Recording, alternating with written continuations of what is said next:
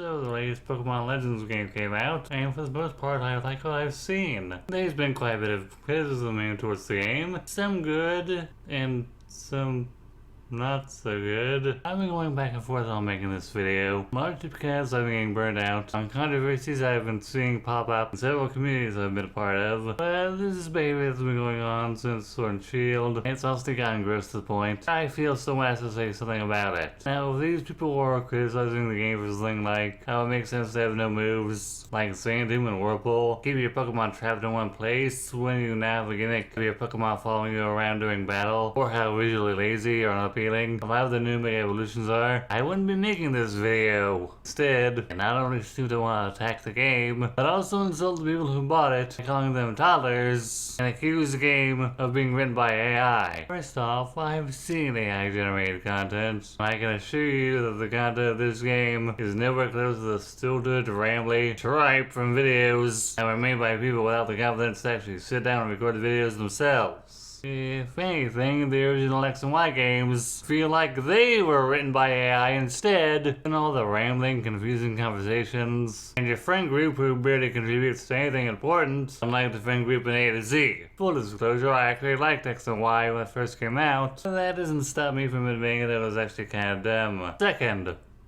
yeah, go ahead and insult the Pokemon fandom. I'm sure that won't just make them leave a dislike and walk away without actually having listened to what you have to say. I get the feeling that these critics aren't really criticizing the game because it actually runs poorly, the graphics are still subpar by their standards, but because hanging on Pokemon has become an easy way to get views. Trust me, anything you're a genuine fan of has been shat on by someone who's genuinely dissatisfied with the product or just wanted to make some extra scratch and get some clout that day. I also see a lot of people praising Digimon Stories Time Stranger for its success in comparison to ANZ's failure. Listen, prior to Redigitize coming out, a lot of the Digimon games were either forgettable or downright terrible due to being what a slog they could be to get through. I personally wasn't able to finish a single game due to the insufferable grinding and pacing of the stories in Digimon World 1 through 3, or the AI in Digital Card Battle seeming to cheat so I couldn't progress further. That said, I'm not going to begrudge anyone who unironically enjoys these games. In fact, I subscribed to Casual Cooper because he was actually able to finish Digital Card Battle. I also reviewed the Milan remake, and while I disliked the movie, I didn't feel the need to shame people who did like it, like some tool who loses their shit over people having a different opinion about a piece of media and alienate a potential audience because I have no clue how to talk to actual people. Don't get me wrong, Game Freak definitely has a lot of things to work on when it comes to this IP. I didn't buy Scarlet and Violet because I had zero confirmation whether or not Game Freak had patched all the bugs and glitches, which is a real shame because it has a lot of Pokemon I could play around with. I also agree that Nintendo's business practices, like using nostalgia to get more money from their consumer base, and thinking that swinging the people behind Power World would be an easy win suck, but you talking about how this game aimed at kids is shit definitely sucked even more. Anyways, this is Tie-Dye saying thanks for letting me share my thoughts. Please share yours with me.